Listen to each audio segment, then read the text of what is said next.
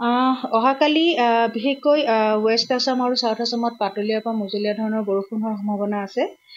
ধুবুৰী, গোৱালপাৰা, ডিমা হাছাও, কৰিমগঞ্জ এইবিলাক জেগাত বৰষুণ হোৱাৰ সম্ভাৱনা আছে পাতলীয়া মজলীয়া।